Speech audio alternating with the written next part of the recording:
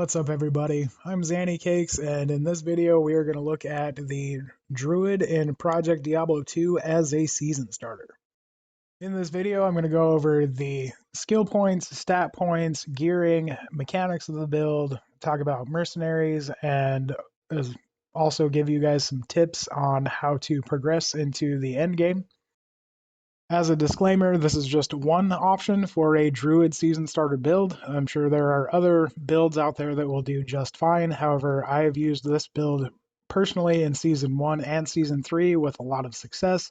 It is very gear independent. You can make it all the way through Hell mode all by yourself, pretty much walking through and with just whatever gear you find along the way.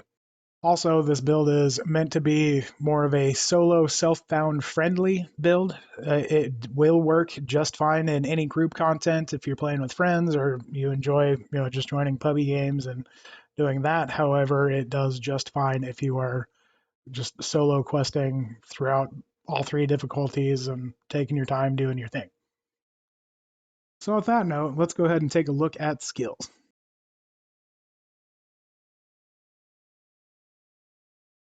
So in Project Diablo 2, regardless of what character you're building, what spec you're trying to play, or any of that, it's typically best when you first start out to pick a single skill in either the level 1 tier or level 6 tier. One of the skills that you can get by level 6, and then just focus on maxing that. The reason for that is the way that scaling works in PD2. Scaling starts out very small and then ramps up. And ultimately, what it boils down to is you'll have significantly better killing power with 20 points in Raven than you would 10 points in Raven and 10 points in Wolves. So with this build, we're going to put all of our first 20 points into Raven. You will be able to put the point that you get from the Den of Evil into Ravens. Once you get to Radamant, however, the skill point will be capped out. You won't be able to put that into Ravens, so you can either put that into Heart of the Oak, as it's a prerequisite to get to your wolves, or you can put it into the elemental skill trees and the prerequisite for gust, as eventually we do want to get points into gust. But then you will go back to maxing out your raven. It is very handy to have gust once you get to Act 3. However, it doesn't become really important until you start adding in your wolves and bear into your army. So once you are done maxing out your ravens, you make sure you get your points into gust, and then you start working on spirit wolves. You want to max those out next. Then you will, after spirit wolves, you will start putting your points into bear, and then finally you will fully synergize and max out your army when you max out dire wolf. After this, you will have quite a few points left over. There's several options. I personally recommend using Gust, putting all the points into there, as it reduces the cooldown. Ultimately, you can get the cooldown on Gust down to half a second. This means that you will be able to teleport as frequently and as fast as a sorceress with 76 to 116 faster cast rate. This is extremely handy if you're doing anything like farming keys, rushing people, just any sort of farming tokens. If you are more interested in running Ubers and key bosses, you're probably better off putting those points into Heart of the Wolverine. You aren't going to be relying on Gust as much for positioning. However, if you are focusing more so on maps, the reduced cooldown is extremely important. A lot of your gameplay when you're running maps will be telestomping things like the Hierophants, the heal stuff, or the Tomb Guardians that raise skeletons. You want to make sure that you kill those as fast as possible, so you just teleport on top of them and your army just destroys them. That's pretty much how you progress efficiently through a map, is instead of just wandering around and hoping that your army goes and kills stuff, you specifically target them with your teleport and then let your army clean up everything else. All right, so moving on to stats. Stats are on a season starter you kind of more just have goals. You don't have any specific gear. Every build video that I've done or I've seen, everybody just says for as far as stats, it's pretty cookie cutter. You go strength for gear, dex for block, and then everything else into vitality. Well, that's fine and dandy, but you don't know how much strength or dex you're going to need because you don't even know what gear you're going to get.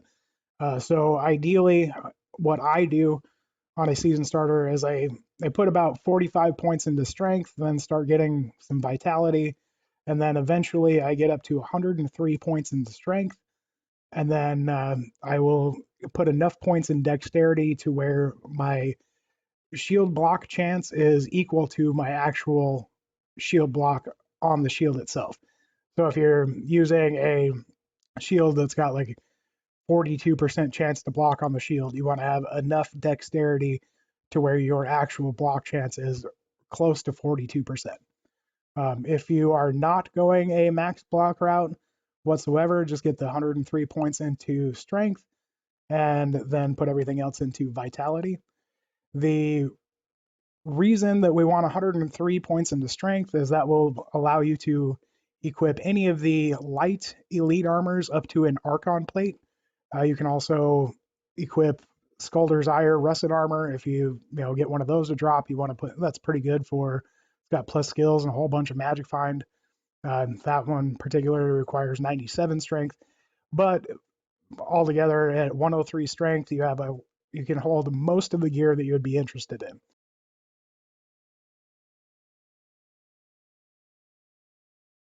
So starting out on a fresh character and a fresh season means that you have no gear whatsoever to give them, and you are completely at RNGesus's mercy. So there are some things that you can do to help smooth out this process. There's gear that you can pretty much guarantee that you can obtain, regardless of RNG. The build itself doesn't require anything specific, but there's a lot of very good early rune words and crafting. So as far as the rune words go, the stealth rune word is a fantastic one. It gives you a faster cast rate, faster run speeds, dexterity. It's just all around good. Requires level 17. You can make it completely in Act 1 normal. Countess can drop both of the runes it requires, and then you can actually shop a base from Charcy. Other good early game rune words would be if you find a 3-socket shield, throw that in your stash. Once you get to Act 5 and save the barbarians, you get all 3 runes needed to make Ancient's Pledge, which is a very good all resistances shield that you can utilize all the way through Hell mode. Other good shield rune words that you can get for more once you're into the more mid game would be either a Rhyme or Splendor shield. The runes for those can be farmed off of Nightmare Countess. Also, Lore is a very good rune word helmet that takes Ort Soul in a 2-socket helmet, gives you +1 to skills, as well as some lightning resistance. And then moving on more so to the more end game gear, your end game chess piece is most likely going to be Rain, which is the Druid specific chest rune word. It does take a Mal rune, which you can get off of Hell Countess. That one's going to be the most expensive of the starter type pieces of gear that you want to get. But that being said, you're not going to replace that anytime soon. Your eventual upgrades for that would either be Enigma or Chains of Honor, something like that that's really expensive end game. The Rain rune word is fantastic. You can get up to +3 to summoning skills, and it's all around just a very, very solid chess piece. So looking into other ways, non-rune word ways to kind of smooth out your gearing process, PD2 has an amazing crafting system, and then specific to Season 3, they added more things into the crafting as well as some actual base item changes. And the base item changes that we are concerned about is the changes to clubs. The just regular wooden clubs, whether it's the club or spiked club, any version of them. If it's the one-handed club that is made out of wood, like the graphic looks like wood, those can have +2 specific druid skills on them. Just like a staff can add +2 sorcerer skills, clubs can now add druid skills. So with the crafting recipe for the weapon takes a tier rune, a perfect amethyst, any jewel, and then you can do any type of weapon. So you want to get any of the blue clubs or spike clubs of whatever that drop, you want to craft those as caster weapons. The craft itself will always give +1 to skills and some faster cast rate. And then on top of that, you get up to 4 additional mods. And then the staff mods for the +2 specific druid skills are also in addition to what you can roll on the staff itself. So ideally, early on, you can get a club that rolls +2 to all druid skills. And then you have the static +1 from the recipe itself to give you a +3 weapon that's got some faster cast rate on it. And it's a really easy, fairly easy to obtain alternative to Heart of the Oak. In a perfect world, you could get the +1 to skills from the recipe itself, and then slam +1 to skills on the club. You can get +2 to all druid skills on top of that, and then up to +3 to 3 different specific skills. So ideally, you could have +2 to all skills, +2 to druid skills, +3 to wolf, +3 to dire wolf, and +3 to bear. And if you end up getting that, it ends up being a +7 to your 3 main army components, and just an absolute behemoth of a summoner weapon. It is much more realistic to get +2 to all druid skills. That's the +1 to all skills. So it's a +3 weapon, and it then becomes comparable to Heart of the Oak. So similar to the clubs, druid helmets can also have those staff mods, and they can also be crafted. You don't get any plus to skills from any of the crafts, so it really, you are pretty open-ended on which one you use. I would recommend using the safety craft, which is a perfect emerald, an ith rune, ITH, and then a jewel, any jewel, and any helmet. So you want any of the blue druid helmets that drop along the way, you can craft those. The reason that you do this is because it doesn't take your amethyst or tier runes, which are you're going to be using on clubs. So it's completely separate materials. And then the craft itself will give you lightning resistance and flat percent damage reduction, which is very handy. Especially if you're telestomping and taking damage and stuff. It really helps you, kind of start being more tanky. And then you can also get up to +5 to skills on it. So I personally recommend looting everything that you can use to craft with. I love crafting, and crafting is very good in PD2, much better than it was even in the original Diablo 2 or Path of Diablo. Crafting is very strong in PD2. If you don't want to craft anything at all, at the very least, pick up amethyst and tier runes to craft clubs.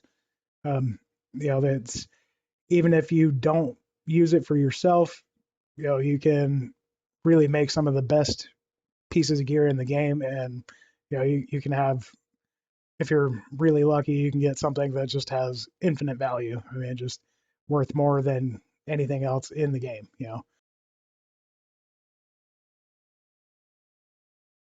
So moving on to mercenaries, you can use whatever mercenary you want up until you save the barbarians in Act 5 normal. I personally use an Act 1 fire mercenary. They once they get to level 18, they get vigor aura, and usually you're somewhere around Act 3, just starting out, and that extra run speed is really helpful.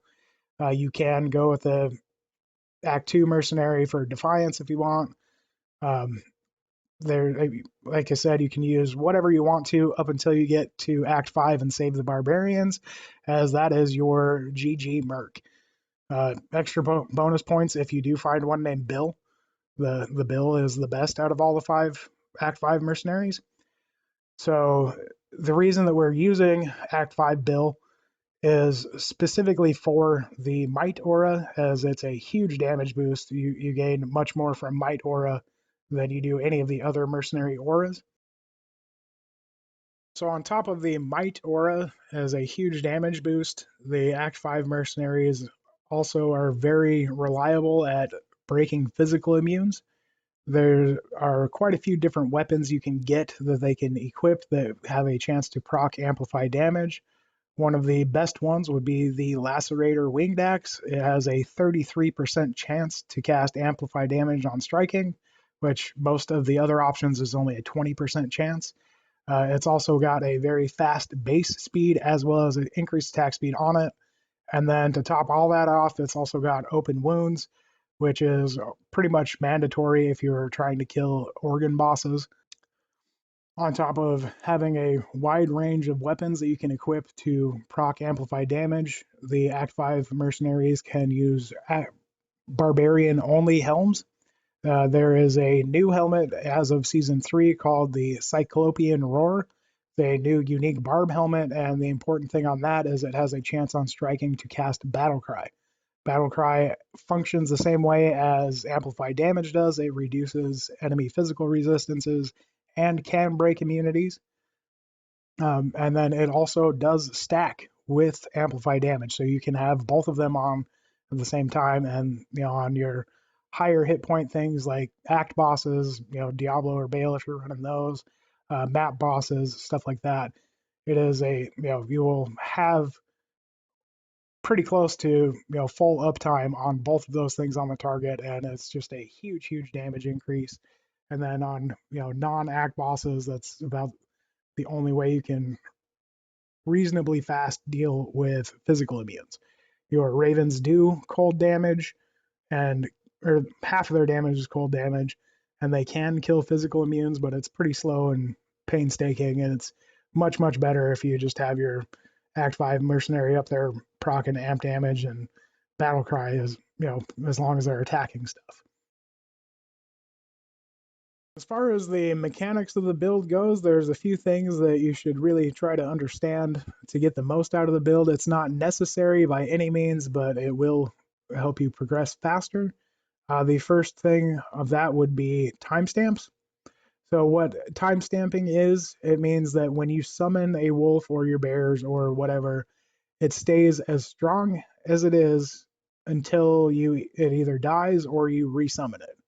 So what you can do is you can put all your weapon and shield with the most plus skills that you have, put those on, and then summon your entire army, and then you can switch to whatever it is that you're trying to obtain from your swap. So if you're looking for a magic find, you can have a Blade of Alibaba and a Millibrage's shield. Or if you're wanting to go a survivability tanky route, throw on your Wizard Spike and Storm Shield for all your resistances and damage reduction and block and stuff like that. But ultimately, you want to summon your army with as many plus to skills as you can, and then after that, you can switch out your weapons. You can actually switch out all of your gear if you want, but the easiest way is just to have your weapon swap be all your plus skills. If something does die and you have to resummon it, you do need to switch back to your weapon swap to resummon. Also, a skill shrine that gives you +2 to skills. Whenever you pick up one of those, make it a point to resummon your entire army because they will all be stronger. And then also note, if you are time stamping and weapon swapping, you will continuously resummon ravens throughout pretty much the entire time you're in combat. They disappear after they hit something 5 times, so you are just continuously resummoning ravens. You don't have to swap back to your plus the skills for that. It'll be a pretty significant damage decrease, but just to ravens. And at that point, most of your damage is coming from your wolves and your bear anyway. So you're not really missing out on much. The next thing that you'll really want to figure out sooner or later is the minion AI and the use of Gust for positioning. So it's no secret if you've ever played anything in any Diablo 2 related thing whatsoever, if it's a minion that you summon, it's just going to be dumb. They're straight up dumb. They get stuck on walls, they get stuck on corners, they get stuck on doors, they get stuck on themselves. It's just dumb. If it gets stuck in a corner and you run too far away, it will despawn. Sometimes they will teleport to you, but that's not always going to be the case. More, it's really pretty likely that they'll just despawn and you have to resummon them. However, if you use Gust and teleport, it teleports you and your entire army with you. So what this means is if your wolves are stuck on a door, or you're in somewhere like catacombs where it's just a bunch of doorways and hallways and corridors, use Gust to position your entire army right where you want them. When you're first starting out and you have lower gear levels, you're going to be pretty squishy. So you don't want to teleport right on top of a big pack of guys because they'll just turn around and one shot you and you splat. You won't you really want to kind of just teleport close. So your once you land from your teleport, then your whole army will just kind of start walking towards the mobs that you're actually trying to kill. As you get better gear levels, you start maxing out your resistances, getting your block rate up, getting some physical damage reduction, stuff like that, and you are more tanky, then you will get more and more aggressive with your gust, and that way, that's when you start really telly stomping. So ultimately, just kind of understand how much damage you can take, and be cautious at first until you kind of figure out what your character is capable of living through, and then you get more and more aggressive and you just start killing stuff faster and faster as you get gear. So the next thing would be external damage modifiers. This would be things like Might Aura from your Act 5 mercenary. If you have a Beast or Faith for Fanaticism, or a Pride for Concentration Aura.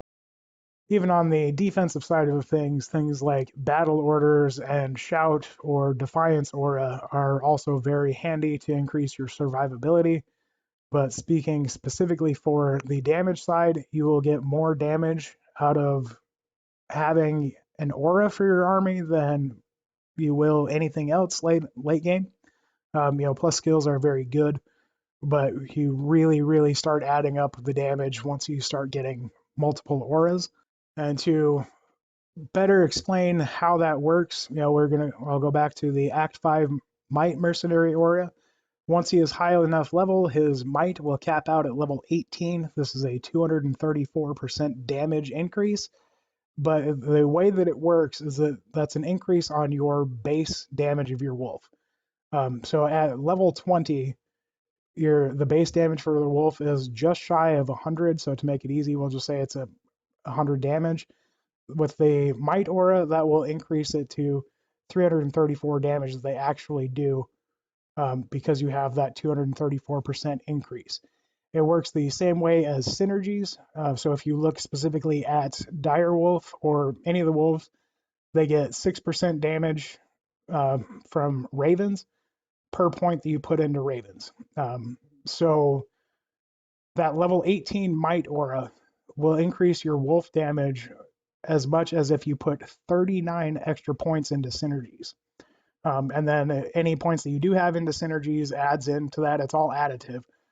So if you have the 234% from Might Aura, and then you have another 300% from your synergies, and you have 534% enhanced damage, then all of a sudden your 100 damage base damage turns into almost 700. If things really start adding up a lot, throwing in fanaticism is even better.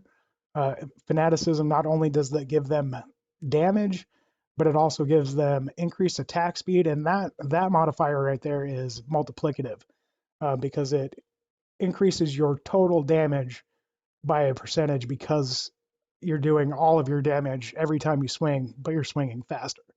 So if you can ideally get your end game goal mercenary would probably be something like a Act 5 barbarian mercenary with a beast glorious axe, or another good option would be an Act 1 mercenary fire mercenary, so they get vigor, so they're moving faster. It doesn't actually increase their damage at all, but they will have much more uptime on attacking things because they get to things faster.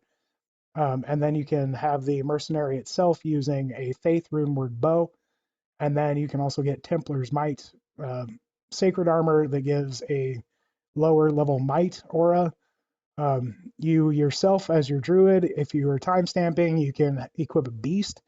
So you give them the fanaticism aura.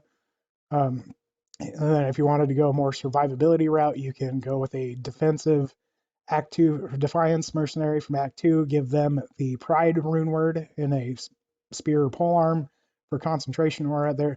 There's a lot of different options that you can go. Ideally, the first two that you should shoot for is Might from your Act 5 mercenary, and then get Fanaticism from either Beast or Faith somehow. You again, you can timestamp and use the Beast or Faith yourself, or you can put it on an Act 1 mercenary, Act 5 mercenary. You can go, there's plenty of different options that are all very, very strong endgame. So the last mechanic that we need to worry about is physical immune monsters and how to break physical immunities. There's several different ways that you can break physical immunes in PD2. The most reliable is with amplified damage. It directly reduces the enemy physical resistance.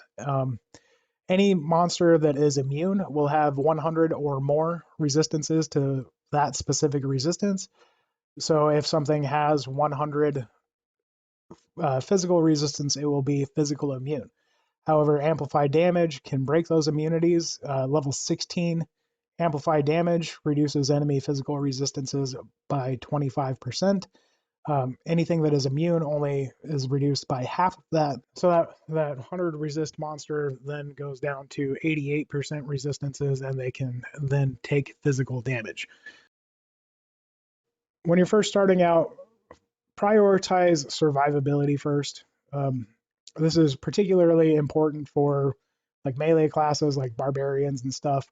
You can get away with very little survivability on a summoner just because you have so many shields in the way, things that are taking aggro and soaking up hits for you.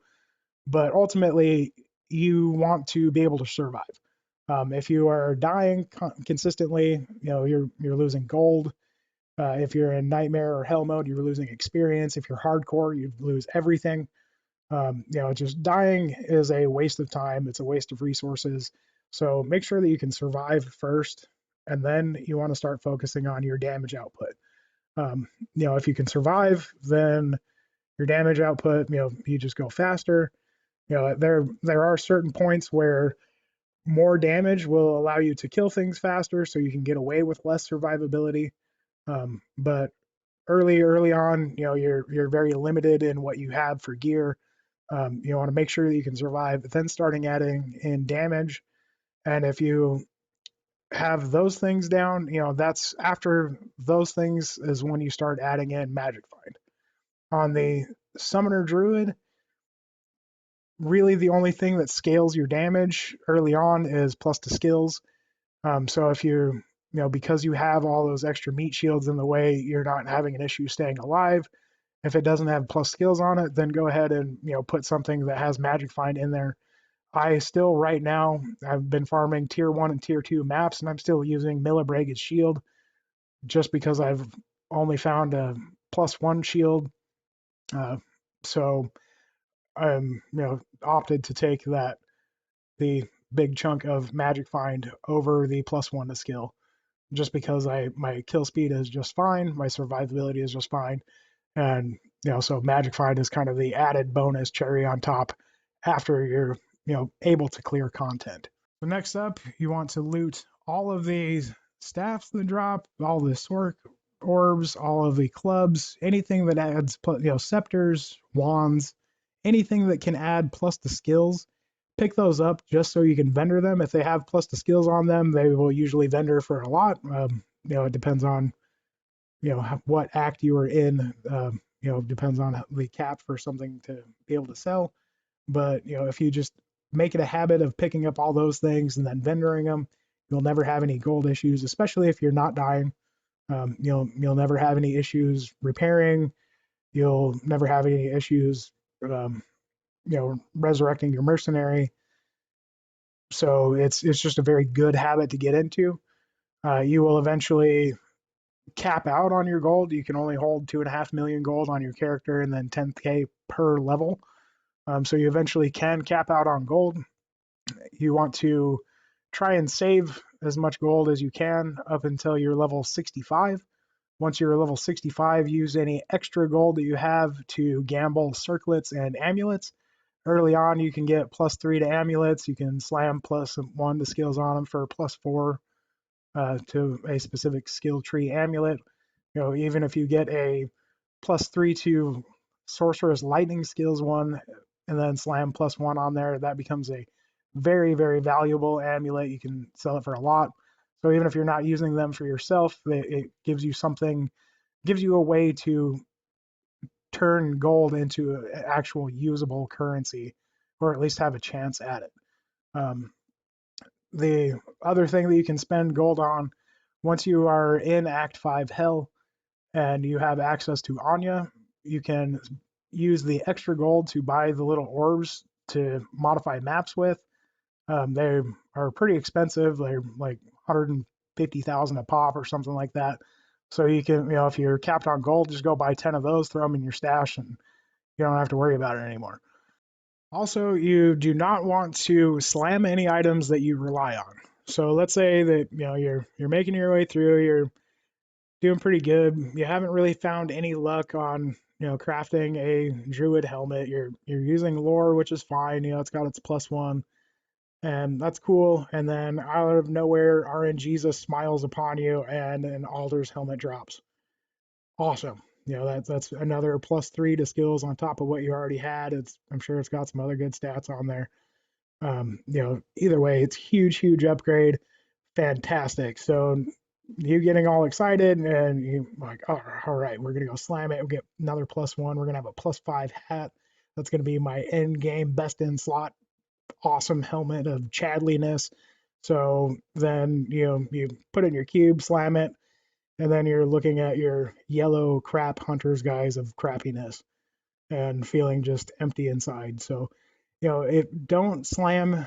If you have something that's a huge upgrade like that, hold off on slamming it until you have something else reasonable to fall back on.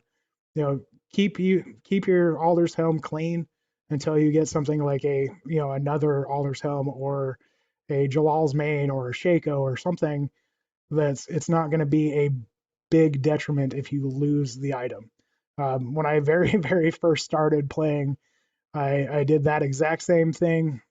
It was actually on Path of Diablo. I did that exact same thing.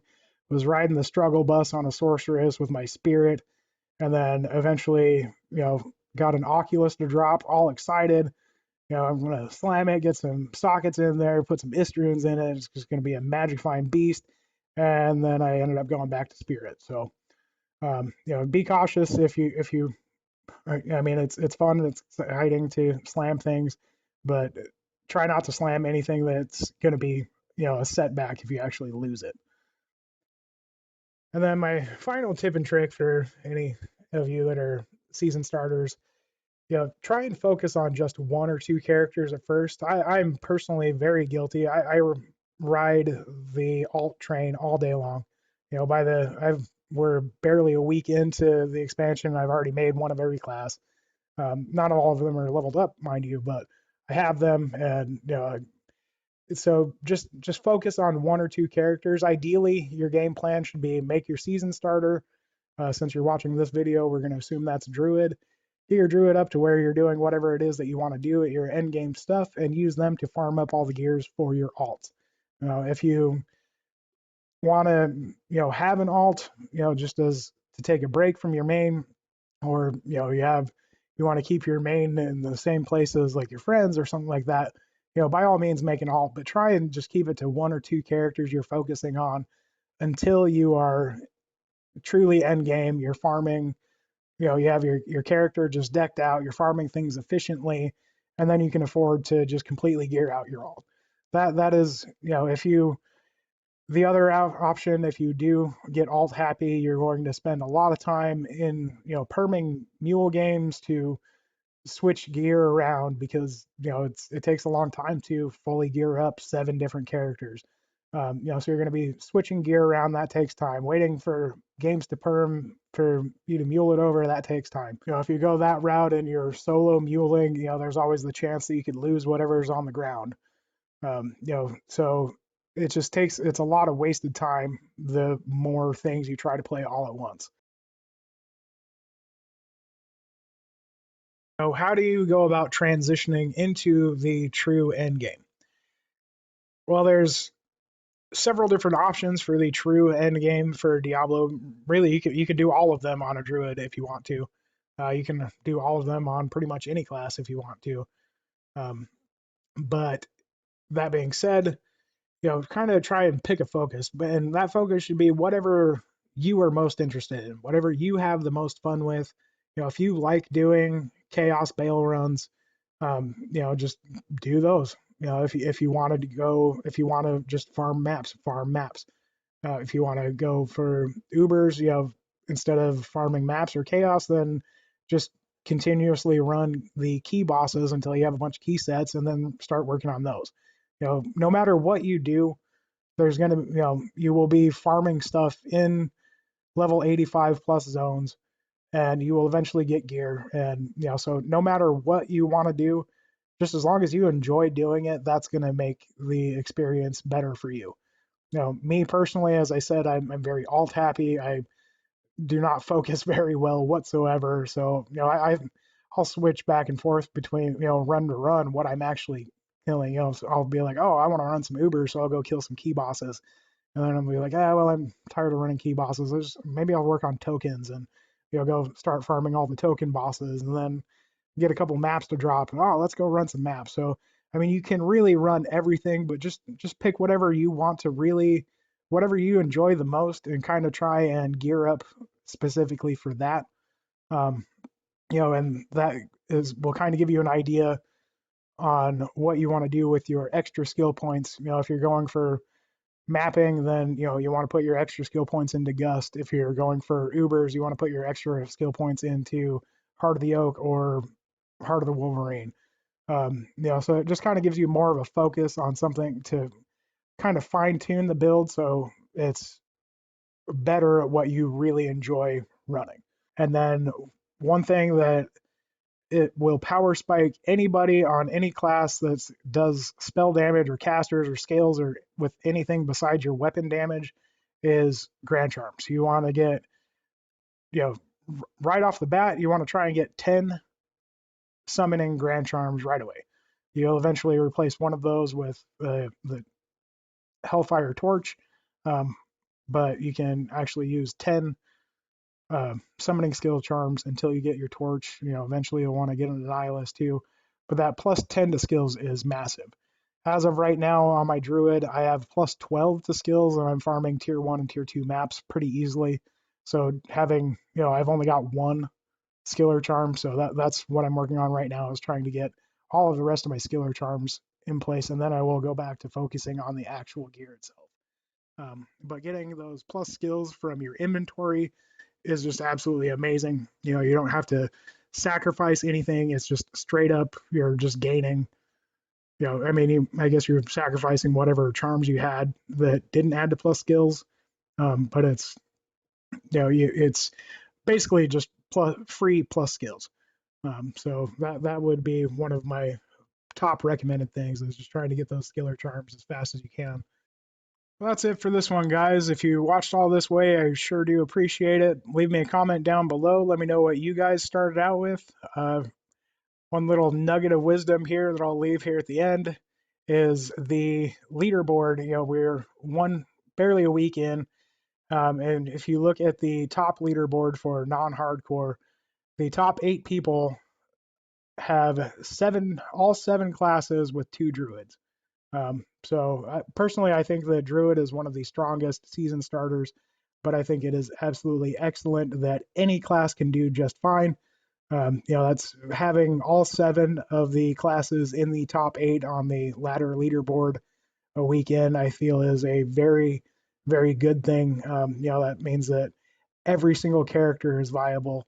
I do feel like the Druid is one of the stronger ones, especially if you're running solo. And you can do whatever you want in the game. So again, thanks guys. I'm excited to be back. I've got more content coming your way. And as always, good luck, have fun, and I hope to see you out there.